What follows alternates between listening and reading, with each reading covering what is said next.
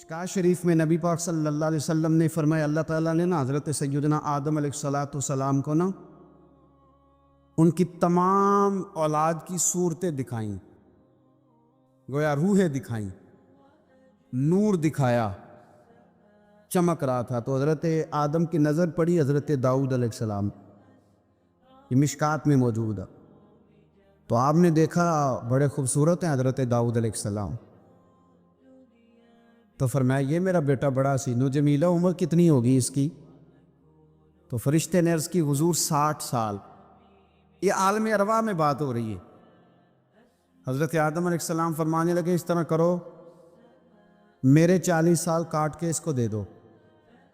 حکم ہوا، حضرت آدم کی بات مان لو، وہ کاٹ کے 40 سال ان کی عمر مبارک کے حضرت داؤد کی عمر میں شامل کر کے لکھ کے مور لگا دی گئی۔ حدیث میں لفظ ہے، نبی پاک صلی اللہ علیہ وسلم فرمانے لگے حضرت آدم کے وصال کا وقت آیا تو فرشتے نے آ کے کہا بابا جی چلیں؟ فرمانے لگے میرے تو 40 سال باقی ہیں۔ کہا حضور وہ تو آپ نے اپنے بیٹے کو دے دیے تھے۔ ایک بزرگ مجھ سے کہنے لگے کہ آپ دعا کرے میرے بیٹوں کو اللہ نرمی عطا کر دے، وہ بولتے نہیں ٹھیک، ان کا لب و لہجہ صحیح نہیں ہے۔ تو میں نے ان سے کہا کہ بزرگوں جہاں تک میں جانتا ہوں کوئی ایسی بات ہے تو نہیں۔ تو وہ کہنے لگے کہ جس طرح آپ سمجھتے ہیں نا، ہمارے رشتہ دار بھی اور اہل علاقہ سارے یہی سمجھتے ہیں، پر میں تکلیف میں ہوں، میری بیوی تکلیف میں۔ میں نے کہا کہ پھر آپ یہ اتنی زیادہ پردہ پوشی کس بات کی؟ تو وہ کہنے لگے کہ ڈرتا ہوں،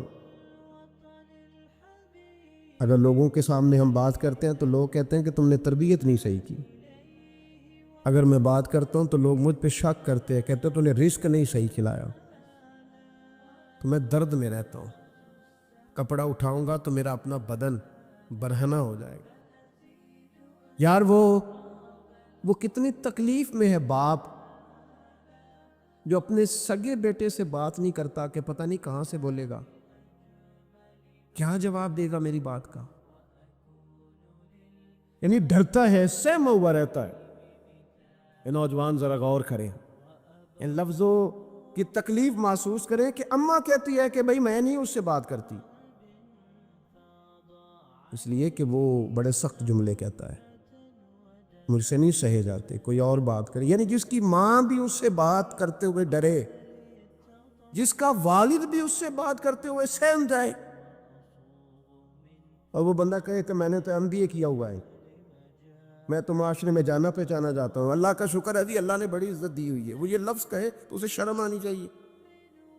جس کے استاد بھی اسے کام بتاتے ہوئے ڈرے کہ بدتمیز ہے، نہیں کرے گا کہ نہیں۔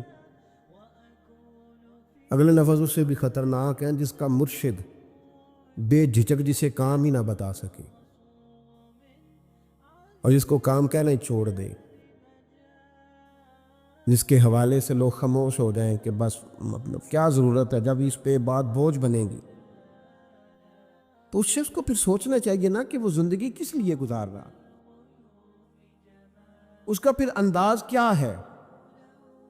بزرگ جن کی وجہ سے تکلیف میں ہوں، آزمائش میں ہوں، درد میں ہوں، اور یار جو آدمی نیک ہو رب فرماتا ہے اس کا تو میں حیا کرتا ہوں، اللہ کہتا ہے اس کی تو میں قدر کرتا ہوں، میں اس کی۔ دیکھیں نا میرے نبی کریم صلی اللہ علیہ وسلم نے فرمایا جب سفید داڑھی والا شخص قبر میں جاتا ہے، یہ ترمذی کی حدیث ہے، تو رب کریم فرماتا ہے فرشتوں اسے عذاب نہ دینا، مجھے حیا آتی ہے، یہ سفید بال لے کے آ گیا۔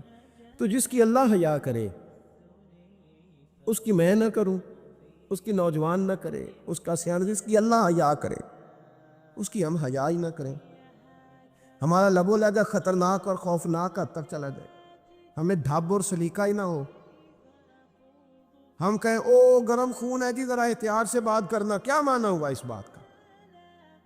گرم خون اور ہوتا ہے اور بے ادبی والا خون اور ہوتا ہے، ان دونوں میں فرق ہوتا ہے۔ حضرت سعد بن معاذ رضی اللہ تعالیٰ عنہ نبی پاک صلی اللہ علیہ وسلم کے پاس آئے تو ان کے قبیلے کے کچھ نوجوان بھی وہاں بیٹھے تھے۔ حضرت سعد بن معاذ ان میں سے بوڑھے تھے، بزرگ تھے، اور جب وہ آئے تو وہ نوجوان بیٹھے رہے نبی کریم صلی اللہ تعالیٰ علیہ وآلہ وسلم نے پہلے ان نوجوانوں کو دیکھا کہ آپ کے ساتھ کچھ دیر رہے اور چلے گئے، تو اللہ کے رسول علیہ السلام نے فرمایا تمہارے قبیلے کا بڑا تھا، تم نے اٹھ کے استقبال ہی نہیں کیا، تم نے توجہ ہی نہیں کی، تم نے اعزاز ہی نہیں دیا، تم نے یہ خیال نہیں کیا کہ ایک بڑا آیا ہے، تم نے اس کو تکلیف دی۔ اعزاز، اکرام، بھائی کیا حرج ہوتا ہے تھوڑا سا اگر کسی بزرگ کو جگہ آگے دے دی جائے؟ اس میں کیا فرق پڑتا ہے کہ اگر آپ کسی لائن میں لگے ہوئے ہیں تو کسی بوڑھے کو کہیں کہ جناب بابا جی آپ آ جائیں؟ اور میرے بھائی کون سا وجود کا کوئی حصہ ٹوٹ جاتا ہے اگر کسی ضعیف کو، کسی بوڑھے کو یہ کہا جائے کہ آپ لائن سے نکل جائیں اور یہ بل مجھے دے دے، میں جمع کرا دیتا ہوں؟ کیا تکلیف ہوتی؟ ہمارے ہاں تو بوڑھوں کی چارپائیاں گھر میں اب علیحدہ رہتی ہیں، الگ رہتی۔ بیٹا اے سی والے کمرے سے نکلتا ہے اور وضاحت دیتا ہے ہر آنے جانے والوں کو کہ ابا جی کی ہڈیاں درد کرتی ہیں، لہذا وہ اے سی والے کمرے میں رہنا پسند نہیں کرتے۔ تو میں تو کہتا ہوں کہ یہ وضاحت آپ کو کیوں دینی پڑی؟ یہ بات تو ابا جی کو کرنی چاہیے تھی۔ یہ وضاحت جو آپ نے دی ہے یہ تو ابا جی کو دینے والی وضاحت تھی، آپ نے کیوں دی؟ ابا جی کے لیے اس طرح کا کمرہ ہے گھر میں جس طرح کا سٹور ہوتا ہے نا پرانے کپڑے رکھنے والا، وہ کمرہ ہے۔ حدیث سنانے لگا ہوں، اللہ کرے آپ کو یاد رہ جائے، اللہ کرے آپ کو یاد رہے۔ مشکات کی حدیث ہے، بڑے خوبصورت لفظ ہیں میرے نبی کریم علیہ الصلاۃ والسلام نے فرمایا رب جو تمہیں روزی دیتا ہے نا یہ تمہارے ضعیفوں کی برکت سے دیتا ہے۔ وہ جو 90 سال کی اماں گھر میں ضعیف پڑی ہے نا، اسے سکریب کا مال نہ سمجھنا۔ تیرے اوپر جو خدا کا کرم بس برس رہا ہے تو اس بوڑھی کی وجہ سے برس رہا ہے، اس بوڑھی کی وجہ سے برس رہا ہے۔ اور نبی کریم علیہ الصلاۃ والسلام نے ارشاد فرمایا سن اور یاد رکھ، فرمایا رب تم سے ناراض ہوتا ہے، وہ بارشیں روکنا چاہتا ہے، تمہیں قحط میں مبتلا کرنا چاہتا ہے، لیکن تمہارے ضعیفوں کے سبب تمہیں بارشیں عطا کر دیتا ہے، تمہارے کمزوروں کے۔ اس کمزور سے کوئی بیمار بھی مراد لیا جا سکتا ہے، عورت اور بچی بھی مراد لی جا سکتی ہے، بوڑھے لوگ بھی مراد لیے ہیں شارحین حدیث میں۔ ان کے سبب سے اللہ تم پر بارشیں برساتا ہے۔ تو جو تیرے لیے ذریعہ بخشش ہے، جو تیرے گھر میں رزق آنے کا سبب ہے، ان کی باتیں تو لگتی ہیں بری، ان کو تو حکا دے کونے میں بٹھا دیا ہے۔ اور اگر کبھی دل کرے تو تعارف کراتے ہیں آنے والے مہمانوں سے کہ یہ ابا جی ہے، اس سے زیادہ کوئی ان کا گھر میں کردار نظر نہیں آتا۔ یہ ظلم ہے، یہ زیادتی ہے۔ بوڑھوں کا اکرام کرنا، ان کو پیار دینا، ان کو اعزاز دینا، ان کو ہمیشہ سربراہ بنا کے رکھنا، ان کے ساتھ اس طرح کا رویہ رکھنا کہ جیسے کسی بڑے شان والے آدمی۔ میں اکثر یہ رونا روتا ہوں، میں کہتا ہوں کہ ابے کی بھی عزت ہو سکتی ہے، بشرط یہ ہے کہ ابا امیر ہونا چاہیے۔ اگر تو ہو نا 6-7 مربع زمین کا مالک تو پھر تو پوتے کیا پڑ پوتے بھی پیر دباتے، لیکن اگر اس بوڑھے بیچارے کو بچوں سے خرچہ لینا پڑے تو پھر اس بیچارے کی کوئی حیثیت ہے؟ ہمارے استاد ایک بات سنایا کرتے تھے، وہ کہتے تھے کہ ایک آدمی نے دعوت پکائی ولیمے کی تو اس نے باہر پہرے دار کھڑے کیے، کہا کوئی غریب آدمی نہ اندر آئے، سارے امیر ہی آئیں۔ اور میرا تجربہ یہ ہے کہ اب غریبوں کو شوق ہو گیا امیروں کو دعوت دینے کا۔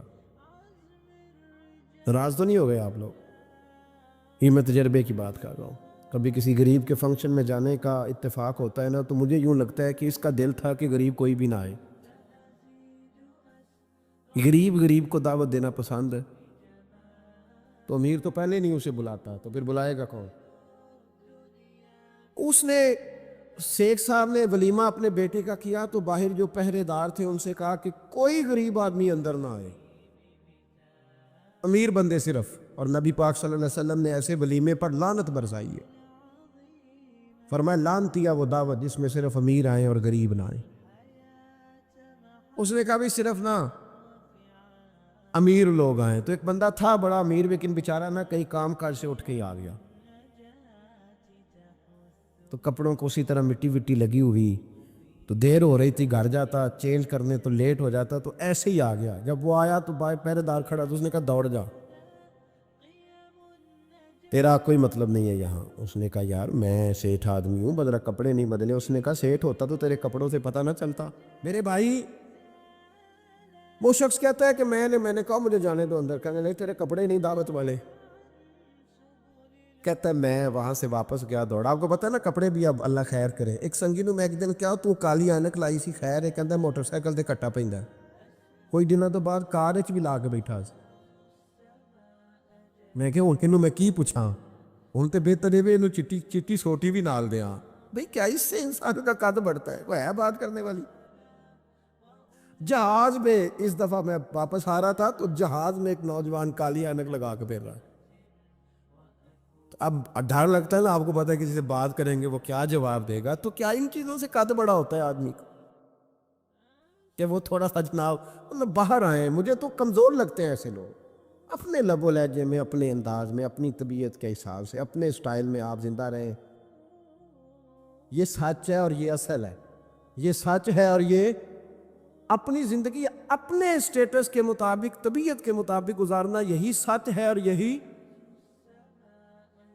اصل ہے. اسی میں انسان کا حسن ہے، اسی میں اس کا وقار ہے. اللہ تعالیٰ سمجھنے کی توفیق عطا فرمائے. تو وہ بندہ واپس گیا بیچارہ، کپڑے بدل کے آیا. اس نے بھی کہا کہ جانا میں نے بھی ضرور ہے، پر تنگ بڑا آیا. گھر گیا مایا شایا والے کپڑے پہنے، سمجھ لے کالی اینک بھی لگا ہی نہیں. آیا تیار شیار ہو کے، کوٹ شوٹ پہن کے، ٹائی شائی کے ساتھ. جب واپس آیا تو وہ جس نے کہا تھا نا داخل نہیں ہونے دینا، اس نے خود دروازہ کھولا. وہ بندہ سیدھا اسٹیج پہ چلا گیا اور لوگ کھا رہے تھے پلیٹوں میں سالن.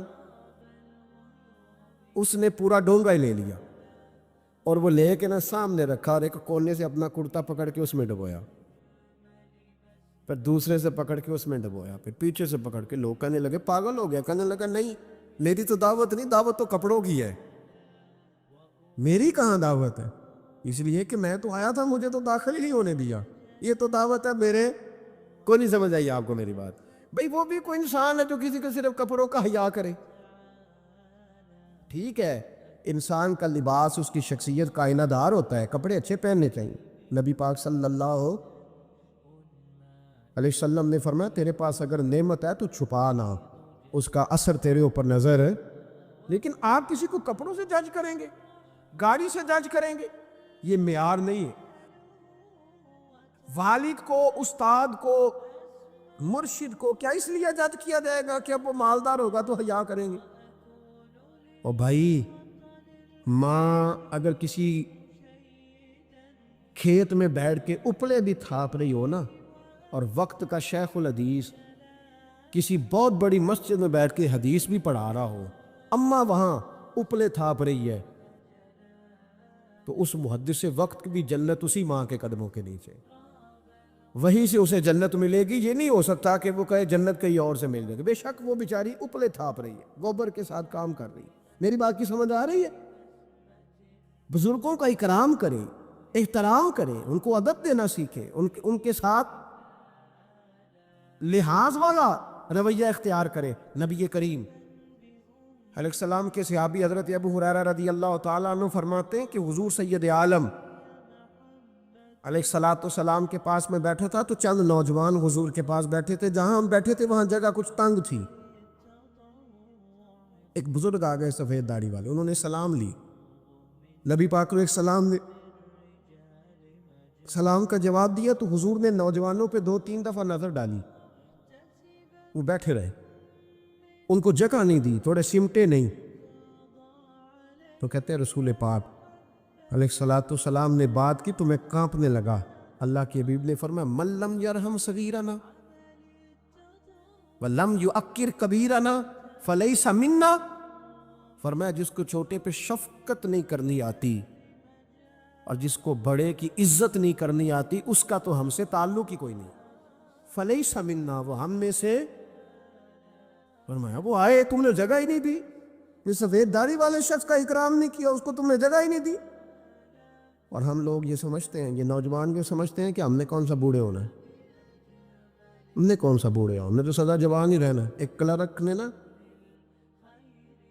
ایک دفعہ کسی بہت بڑے رائٹر کو کہے کہ اپنے نام سمیت، اس نے کہا تھا میرا نام، ایڈریس، فون نمبر سمیت یہ بات اپنے کالم میں درج کر دو. اس نے کہا کہ میں کلرک تھا، تنخواہیں وغیرہ دیتا تھا کسی بینک میں یا کسی ایسے ادارے میں ملازم تھا جہاں میں وہ چیزیں دیا کر. تو کہتے ہیں کہ میں وہاں یہ کام کرتا تھا تو بوڑھے لوگ، آپ کو پتہ ہے ضعیف لوگ آتے ہیں بیچارے پینشن لینے، کسی بچے کی منت کرتے ہیں، وہ لے کے جاتا ہے، بابا جی کو یہ بھی نہیں پتہ انگوٹھا کہاں لگانا ہے، فارم کیسے فل کرنا ہے۔ تو یہ سرکاری عہدوں پہ بیٹھے لوگ معاذ اللہ تنگ ہوتے ہیں اور کئی دفعہ غلط جملے استعمال کرتے ہیں۔ تو کہا کرتا تھا کہ میں بڑا سخت رویہ رکھتا تھا، اب میری بھی پینشن ہو گئی ہے، اور اب جب میں خود لینے جاتا ہوں نا، کہتے جتنے دھکے میں یہ تھے اس سے 11 گنا کھا چکا ہوں، پر معافی کوئی نہیں مل رہی۔ تو لوگوں کو یہ میرا نام لے کے ایڈریس سمیت بتا دے کہ اگر اپنا بڑھاپا سیو کرنا چاہتے ہیں تو اپنی جوانی محتاط کریں، اگر اپنا بڑھاپا سیو کرنا چاہتے ہیں تو اپنی جوانی، اور بڑھاپے میں باتیں برداشت ہوتی، جوانی میں برداشت ہوتی ہیں، بڑھاپے میں تو لفظ سہے بھی نہیں جاتے، آنسو خود بخود نکل جاتے ہیں جب بچہ بات کرتا ہے۔ سنو، یہ نوجوان یہ حدیث یاد کر لیں، یہ طبرانی میں موجود ہے، میرے نبی کریم علیہ الصلوۃ والسلام نے فرمایا، یہ حدیث یاد کر لینی ہے، پڑھیے درود صلی اللہ ہو، پھر کہیے صلی اللہ ہو، چلے تیسری دفعہ بھی پڑھ لے، صلی اللہ ہو۔ رسول پاک علیہ الصلوۃ والسلام نے فرمایا، جو شخص اپنی جوانی میں کسی بوڑھے کی عزت کرے گا، جب وہ بوڑھا ہوگا تو اللہ اسے کئی گنا بڑھ کے اس کی عزت کرائے گا، اس کی کی گئی عزت سے کئی گنا بڑھ کے رب پھر اس کی عزت کرائے گا۔ نوجوان اکرام کرنا سیکھیں، بزرگوں کا احترام کریں، اپنے بڑوں کے ساتھ، اور بڑوں میں جتنے بھی صاحب فضیلت بڑے ہیں، آپ کا جو استاد ہے وہ آپ کے لیے بڑا قابل احترام ہے، بڑا قابل احترام ہے۔ میں ماسٹر کی ڈگری لینے کے بعد اب بھی کبھی گاؤں میں اپنی پرائمری کے ٹیچروں کو دیکھتا ہوں، اب بھی تو احساس پیدا ہوتا ہے کہ یہ اگر ہمیں وہ الف با تا سا نہ پڑھاتے، شروع کی کتابیں، یہ المدہ عام نہ پڑھاتے، تو پھر اس سے آگے بھی ہمیں پڑھنا نہ آتا۔ اور اگر آپ کو اللہ تعالیٰ سمجھ دے نا، توفیق دے، تو یہ سمجھیں کہ جو چھوٹا استاد ہوتا ہے اس کی محنت زیادہ ہوتی ہے۔ ہاں، یونیورسٹی والے جو ٹیچر ہیں تو لیکچر لے کے چلے جاتے ہیں، تو وہ جس نے رٹا لگایا نا پہاڑے یاد کرانے کا، ہاں، وہ جس نے آپ کو املا لکھنی سکھائی ہے نا، اس کی محنت، اگرچہ اس کی تعلیم میٹرک پی ٹی سی ہے، اگرچہ اب آپ اس سے کئی گنا زیادہ تعلیم حاصل کر گئے، لیکن اصل مشقت اس قاری صاحب کی ہے، جس قاری نے آپ کو قاعدہ پڑھایا ہے، جس نے تلفظ ٹھیک کرایا ہے۔ ابتدائی کتابوں کے اساتذہ کی مشقت زیادہ ہوتی ہے، بڑے لوگ کو لیکچر دے کے چلے جاتے ہیں۔ تو بھائی ادب کرنا سیکھیں۔ میرے رسول پاک صلی اللہ علیہ وسلم نے ارشاد فرمایا، حضور فرمانے لگے، ایک تیرا باپ وہ ہے جس کی صلب سے تو پیدا ہوا، اور ایک تیرا باپ وہ ہے جس نے اپنی بیٹی دے کے تجھے بیٹا بنایا، اور فرمایا ایک تیرا باپ وہ ہے جس نے تجھے تعلیم دی۔ وہ تیرا باپ ہے، اس کا اکرام کر، اس کا ادب۔ اور حضرت مولا علی شیر خدا نے تو شیروں جیسی بات ہی کر رہی، بڑے لوگ بڑی بڑی باتیں، اتنی بڑی بات اس موضوع پر میں نے تلاش کیا ہے، میں نے بڑے لوگوں کو پڑھا ہے اس عنوان پر، لیکن اتنی بڑی بات کہیں نہیں ملی۔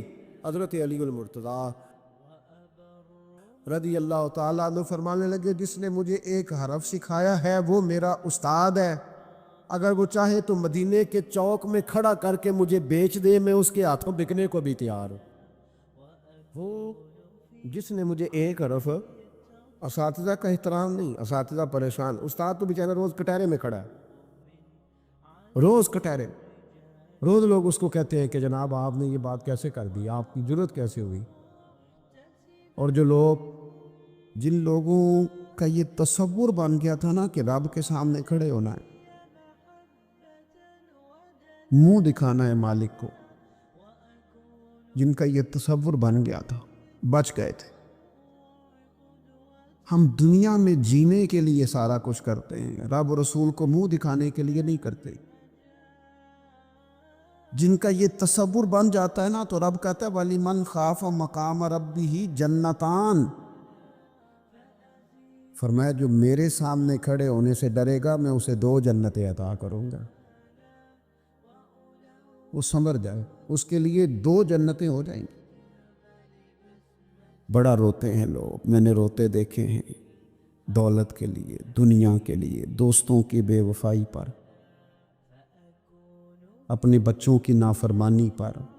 पैसे नहीं हैं तो रो पड़े, फलाने ने मुझे तंग किया तो रो पड़े। लोगों के लिए रोते हैं, इंसानों के लिए रोते हैं, रब के लिए रो के देख। और नबी अकरम सल्लल्लाहु ताला अलैहि वसल्लम ने फरमाया, अगर तुम अपने रब को कमा हक़्क़ुहु पहचान कर दुआ मांगोगे ना,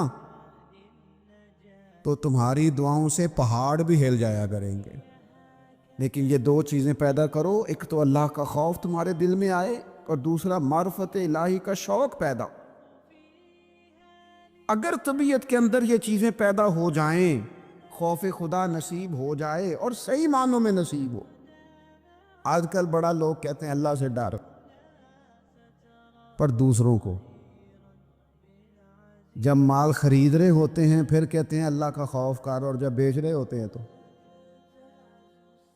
जब किसी को पैगाम दीन दे रहे होते हैं तो कहते हैं अल्लाह का खौफ कर, और जब तेरे तक बात पहुंचती है तो फिर मामला ख़त्म हो गया।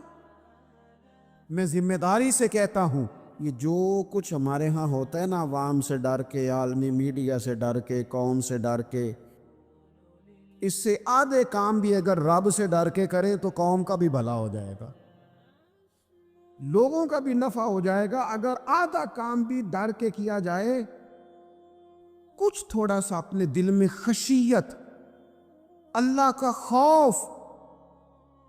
हुजूर फरमाने लगे, जितना मक्खी और मच्छर का पर होता है ना, अगर इतने आंसू रब के खौफ से तेरी आंख से निकल गए, तो हुजूर फरमाते हैं जिस तरह भैंस के थनों से निकला हुआ दूध दोबारा थनों में नहीं ना जाता, अगर कोई इतना भी रो पड़ा जितना मक्खी और मच्छर का पर होता है, तो उस बंदे को अल्लाह दोज़ख में दाखिल नहीं करेगा। शर्त क्या है? अल्लाह के खौफ से, रब के खालिसतन अल्लाह के खौफ से। और था लोगों को अल्लाह का खौफ, रब के सामने खड़ा होना है तो डरते थे। हज़रत उमर का जब आखिरी वक्त आया था तो अपने बेटे से कहा था, मुझे उठा के ज़मीन पे रख दो, मैं अपनी पेशानी ज़मीन पे रख के अपने रब से माफ़ी मांग। हज़रत उस्मान गनी जैसे लोग जब कब्र को देख लेते थे तो फिर तड़प के उनकी सारी दाढ़ी आंसुओं से भर जाती। हज़रत मौला अली शेर खुदा रदी अल्लाह ताला अन्हु नमाज की नीयत बांधने लगते तो वजूद कांपता, राशा तारी हो जाता। अली आप तो शेर हैं मैदानों के, हजारों लाखों तलवारों के बीच कभी नहीं लड़खड़ाए, लेकिन यहां रब की बारगाह में आते कांप क्यों गए? तो फरमाने लगे, तुम्हें पता नहीं किसकी बारगाह में हाजिर होने लगा हूं? उससे डर आता है, मालिक के हुजूर आ गया, डर आता, डरते थे। मेरे नबी पाक अलैहिस्सलाम ने फरमाया, अल्लाह का खौफ ये दानाई है, ये हिकमत है। और सही बुखारी में लफ्ज़ हैं, नबी पाक सल्लल्लाहु ताला अलैहि वसल्लम ने फरमाया, एक शख्स था, बुखारी मुस्लिम में मौजूद है, एक बंदा था, उसे ना बड़ा डर आता था कि रब जब सवाल पूछेगा तो मैंने क्या जवाब देने हैं। और हमें हमारे नबी पाक अलैहिस्सलाम ने फरमाया भी है, हुजूर ने फरमाया, रब तुमसे ना 5 सवाल पूछेगा क़यामत के दिन, अपने सामने खड़ा करके। सारी तैयारी लायक बच्चे भी जब कर लेते हैं ना पेपर देने की, ज़हीन बच्चे सारी तैयारी करके ना, तो कमरा इम्तिहान में जाते हुए फिर भी डरते हैं और कहते हैं, हज़रत साहब दुआ करना, मेरा पेपर है। बच्चा लायक भी है, मेहनती भी है, तैयारी भी, लेकिन डर आता है। डर आता था जब पेपर स्टार्ट होते थे ना, तो कई किस्म की एक्टिविटीज़ छोड़ दी जाती थी, खेल छोड़ दिए जाते थे। मैंने देखा है बच्चे नमाज़ें शुरू कर देते थे, डर आता है कहीं पेपर में कमी ना कोई रह जाए। दुनिया के पेपर के बारे में ये मामला है, और जब सुबह क़यामत सवाल जवाब किए जाए, حضور فرماتے 5 سوال رب پوچھے گا تم سے قیامت میں۔ سب سے پہلی بات، میں نے تمہیں عمر دی تھی، کہاں گزاری تم نے؟ ضائع کر دیا ٹائم سارا، ادھر ادھر بھاگتے آتے جاتے مال کماتے۔ اور پھر عمر میں ایک بہترین حصہ جوانی ہے۔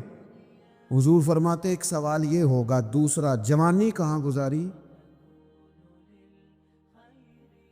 اور تیسرا سوال پوچھا جائے گا، بتاؤ مال کہاں سے کمایا، ذرائع کیا تھے، جائز طریقہ اختیار کیا کہ ناجائز؟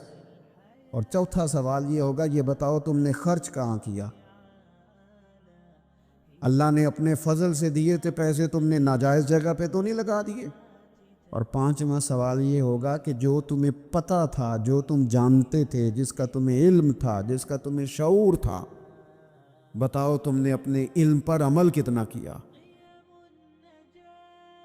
میرے عزیز، یہ 5 سوال نبی پاک علیہ السلام فرماتے ہیں۔ ایک بندہ تھا جو بڑا ڈرتا تھا رب کی بارگاہ میں کھڑا ہونے سے، اتنا ڈرتا تھا کہ خوف طاری ہو گیا، اس پر خشیت پیدا ہو گئی۔ اس نے اپنے بچوں سے کہا جب میں مر جاؤں نا، یہ صحیح حدیث میں موجود ہے، جب میں مر جاؤں نا تو مجھے جلا دینا، اور پھر اگر میرے وجود کا کچھ حصہ بچ جائے تو اسے پیس دینا، پھر اسے ہوا میں اڑا دینا، مجھے ختم کر دینا۔ میں اپنے رب کی بارگاہ میں کھڑا ہو کے سوالوں کا جواب نہیں دے سکتا۔ پتہ تے سارا ہے نا سردار نو کیتیاں دا، من دانم کے من دانم، جو اعمال کیے ہیں اس کی خبر تو ہے نا۔ باقیوں کو شک ہے کہ اس میں گناہ کیا ہوگا، پر ہمیں اپنا تو پاک ہے نا، پتہ تو سارا ہے نا۔ کہا میں نہیں کھڑا ہو سکتا اس کے حضور، مجھے جلا دینا، میری راکھ بھی بہا دینا، اڑا دینا ہواؤں میں۔ نبی پاک علیہ الصلوۃ والسلام فرماتے بندہ تھا سچا، یہ کام اس نے کیا اللہ سے ڈر کے۔ کریم محبوب علیہ السلام فرمانے لگے اللہ تعالیٰ نا قیامت کے دن ذرات کو حکم دے گا کہ اس کے وجود کے ذرے جمع کرو، اس کا وجود جمع کیا جائے گا۔ جس رب نے پہلے بنایا ہے وہ دوبارہ بنانے پر بھی قادر ہے۔ اس کے ذرات کو جمع کر کے گوشت پوشت دے کے وجود دے کے کھڑا کر کے اللہ پوچھے گا بتا یہ کام کرنے کا تجھے کس نے کہا؟ عرض کرے گا مالک میں ڈر گیا تھا نا، تیری بارگاہ میں کھڑا ہوں، سوالوں کے جواب دوں، یہ کام مشکل تھا، میں ڈر گیا۔ نبی پاک صلی اللہ تعالی علیہ وسلم فرمانے لگے، رب فرمائے گا فرشتو کہ میرا بندہ نہ سچ کہتا ہے، یہ واقعی مجھ سے ڈر گیا تھا، گواہ ہو جاؤ میں نے اس کے لیے جنت کا فیصلہ کر دیا۔ میرے دوستو، اپنے دل کو خشیت والا کریں۔ دل نہ سخت ہو گئے ہمارے، کیسے نرم ہوں گے؟ قرآن پاک پڑھنے سے۔ دل کیسے نرم ہوں گے؟ اللہ کا ذکر کرنے سے۔ دل کیسے نرم ہوں گے؟ قبرستان جانے سے، اپنوں کی قبریں دیکھنے سے۔ دل کیسے نرم ہوں گے؟ کبھی ہسپتال کا چکر لگا کے آؤ، دیکھو طبیعت کیسے نرم ہوتی۔ دل کیسے نرم ہوگا؟ کسی کے دکھ کو دکھ سمجھنے سے۔ دل کیسے نرم ہوگا؟ اللہ کی مخلوق سے محبت کرنے سے۔ دل کیسے نرم ہوگا؟ تنہائی میں رب کی بارگاہ میں رونے سے۔ دل کیسے نرم ہوگا؟ خالص اللہ کی رضا سے کسی کی خدمت کرنے سے۔ دل کیسے نرم ہوگا؟ یتیم کے سر پہ ہاتھ پھیرنے سے۔ دل کیسے نرم ہوگا؟ جب ہم اپنے مالک کی بارگاہ میں بیٹھ کے لمبی دعائیں مانگیں گے۔ دلوں کو نرم کرنے کی طرف لاؤ، اللہ کا خوف خشیت اپنی طبیعت میں پیدا کرو۔ اس سے پہلے کہ تندرست جسم بیمار ہونے لگے. ڈاکٹر کہتے ہیں پتہ ہی نہیں چل رہا، رپورٹیں تو ٹھیک ہیں ساری، سمجھ نہیں آ رہی. ہمارے ہاتھوں سے کئی لوگ نکل گئے، کوئی پتہ نہیں چلا. دیر کے بعد خیال آیا کہ صبح بتایا تھا ڈاکٹر نے کہ تو لاہور چلا جا، یہ کبھی رات کو بتا دیتا نا. ہاتھوں سے نکل گئے بڑے لوگ، بڑی چیزیں نکل گئی. ہماری تیاری ہے سب کی، وہاں جانے سے کسی کو مفر نہیں اور کسی کو مکر نہیں. جانا ہے اپنی زندگی کے اندر خشیت الہی. کچھ کام فقط اس لیے چھوڑ دے، کوئی ہمیں روکنے والا نہیں، ٹوکنے والا نہیں، منع کرنے والا نہیں، دیکھنے والا نہیں، اس لیے چھوڑ دو کہ میرا رب نہ ناراض ہو جائے. کسی کی ہمیں مجبوری نہیں، کسی کی ہمیں پابندی نہیں، کوئی کسی کی طاقت نہیں ہمیں کہہ سکے، لیکن کچھ کام فقط اس لیے شروع کر دو کہ میرا اللہ راضی ہو جائے. ہمارے صوفیاء فرماتے ہیں کہ کسی بندے کے دل میں نا، وہ کہتے ہیں نا لوگ کہ بریک ٹھیک کر لو تو پھر گاڑی روڈ پہ چڑھا لو پھر خیر ہے. جہاں بھی موقع آئے گا اس کی بریک لگے گی. پھر لوگوں نے ایک اور آسانی کی ہے، میں نے دیکھا ہے کچھ ایسی گاڑیاں آئی ہیں جن کی بریک نہیں لگانی پڑتی. انہوں نے ایسا اس میں سسٹم فٹ کر دیا ہے کہ گاڑی کے سامنے کوئی چیز آتی ہے تو اس کی بریک خود بخود لگ جاتی ہے. وہ کہتے ہیں بغیر بریک کے گاڑی روڈ پر چڑھانی نہیں، بریکیں ٹھیک کرو پھر چڑھا لو. صوفیاء فرماتے ہیں کہ تم اگر چاہتے ہو نا کہ انسان جرم نہ کرے، خطا نہ کرے، لوگوں کو تنگ نہ کرے، تو اسے سوسائٹی کے اندر بھیجنے سے پہلے اس کے دل میں اللہ کا خوف پیدا کر دو. اگر اس کے دل میں تم خدا کا خوف پیدا کر دو گے، پھر تم اسے جہاں بھی چھوڑ دو گے وہ کوئی نقصان نہیں کرے گا. لیکن اگر خوف خدا نہیں نہ ہوگا، اگر اللہ کا ڈر نہیں ہوگا، پھر وہ لوگ دیکھتے ہیں کہ لوگوں کو کیسے مطمئن کیا جائے، لوگوں کی آنکھوں میں دھول کیسے جھونکی جائے. وقتی طور پر ایسے پروگرام بنا لیے جائیں جن سے لوگ مطمئن ہو جائیں، تھوڑا سا لوگوں کو موٹیویٹ کر دیا، کوئی تھوڑا سا بتا دیا، کوئی تھوڑا ریلیف دے دیا، کچھ تھوڑی سی ایسی کہانی بنا دی جس سے ووٹر سپورٹر مطمئن ہو جائیں. لیکن فی نفس سے ہی بندہ نیک کب ہوتا ہے؟ میرا رب فرماتا ہے ان الذین یخشون ربہم بالغیب، وہ لوگ جو اپنے رب سے ڈرتے ہیں پر بن دیکھے ہی ڈرتے ہیں. ان الذین یخشون ربہم بالغیب لہم مغفرۃ واجر کبیر. قربان جائیں. فرمایا بے شک وہ لوگ جو اپنے رب سے بغیر دیکھے ڈرتے ہیں، اللہ تعالیٰ نے ان کے لیے بخشش بھی رکھی ہے اور بہت بڑا اجر تیار کیا ہوا ہے. بغیر دیکھے یہ جب بندے کو چیز نصیب ہوتی ہے نا کہ وہ اللہ تعالیٰ سے ڈرتا ہے، پھر وہ بندہ دانا ہو جاتا ہے، پھر وہ بندہ معاملہ فہم ہو جاتا ہے،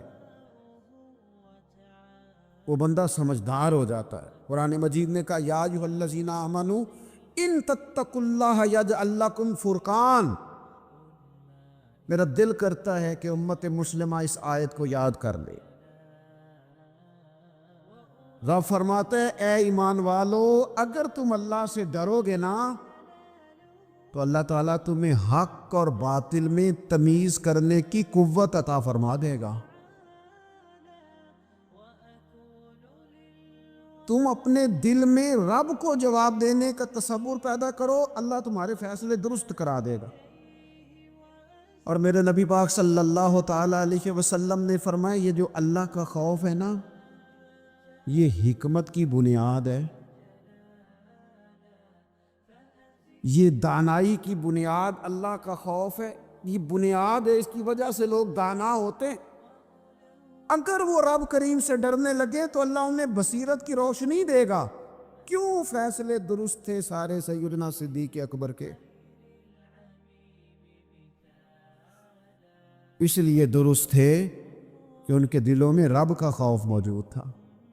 بڑی فضیلتیں انہیں حاصل تھیں، بڑی عظمتیں حاصل تھیں،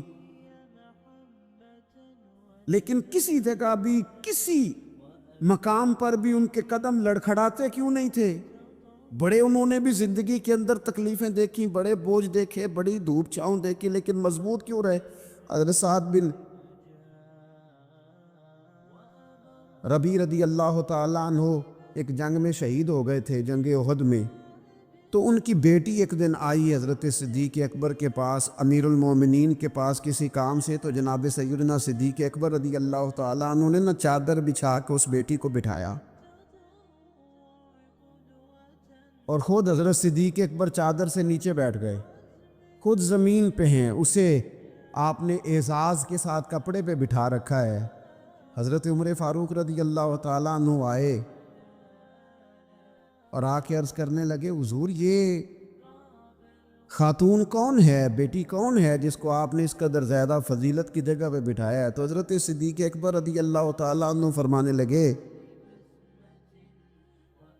کہ یہ اس شخص کی بیٹی ہے جو تم سے بھی افضل تھا، مجھ سے بھی افضل تھا. تو حضرت عمر فاروق رضی اللہ تعالیٰ عنہ عرض کرنے لگے، حضور ہم تو یہ سمجھتے ہیں کہ نبیوں کے بعد سب سے افضل آپ ہی ہیں،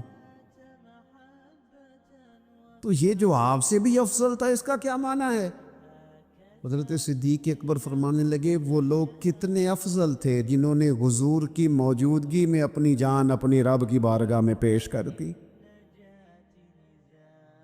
حضور کے مقدس ہاتھوں میں جن لوگوں کی روحیں پرواز کر گئیں وہ کتنے بڑے لوگ تھے. میری بات کو سمجھیے گا کہ ان لوگوں کے دلوں میں وہ جو عاجزی تھی، وہ جو اللہ تبارک و تعالیٰ کی معرفت تھی، اس نے کس طرح کا بنا دی. ہمارے ہاں یہ مسئلہ بن گیا ہے کہ ہم ہر ایک سے ڈر رہے ہیں، ہر ایک سے، برادری سے، قبیلے سے، داماد سے، بہو سے، فلانے سے، فلانے سے. میں نے دیکھا بڑے بڑے لوگ ڈرتے ہیں. آپ اگر ناراض نہ ہوں تو بعض والدین ہیں جو اولاد سے ڈرتے ہیں. ہاں میں نے کچھ ایسے دنیا دار پیر دیکھے ہیں جو مریدوں سے ڈرتے ہیں. میں نے ایسے لیڈر دیکھے ہیں جو اپنی عوام سے ڈرتے ہیں. کیوں؟ اس لیے کہ میرے نبی پاک علیہ السلام نے فرمایا جو رب سے نہ ڈرے پھر وہ سب سے ڈرتا ہے، اور فرمایا جو رب سے ڈر جائے اللہ مخلوق کا خوف اس کے دل سے نکال دیا کرتا ہے. یہ رب سے نہیں ڈرا تو یہ سب سے ڈرا ہے. اگر رب سے ڈرتا تو کسی سے نہ ڈرتا. اور حضور فرماتے ہیں دو خوف اللہ جمع نہیں کرے گا. تم اگر بے خوف زندگی گزارنا چاہتے ہو نا دنیا میں تو ایک خوف پیدا کر لو، وہ رب کا خوف ہے. بے خوف ہو جاؤ. اور اگر تم یہ خوف پیدا نہیں کرتے پھر تو سائے سے ڈرو گے، پھر سانپ سے نہیں رسیوں سے ڈرو گے، پھر تو جگہ جگہ تمہیں کمزور کر دیا جائے، پھر تو لوگ ہر وقت تمہیں بھگائیں گے، ڈرائیں گے. ایک خوف پیدا کر لو اللہ کا، پھر دوسرا کوئی خوف قریب نہیں آئے گا. اور ایک معنی میں اور کہا اللہ دو خوف جمع نہیں کرے گا. حضور فرماتے ہیں تو دنیا میں رب سے ڈر جانا، رب تجھے آخرت میں نہیں ڈرائے گا. وہ جو اللہ کے ولیوں کے بارے میں کہا لا خوف علیہم ولا ہم یحزنون، کیا معنی ہے؟ دنیا میں انہیں صرف اللہ کا خوف تھا، باقی کسی کا خوف نہیں تھا. حضور فرماتے ہیں تو دنیا میں رب سے ڈر جا، قیامت میں تجھے نہیں ڈرائے گا. اور اگر تو دنیا میں نہیں نہ ڈرے گا پھر تو قیامت میں ڈرایا جائے گا.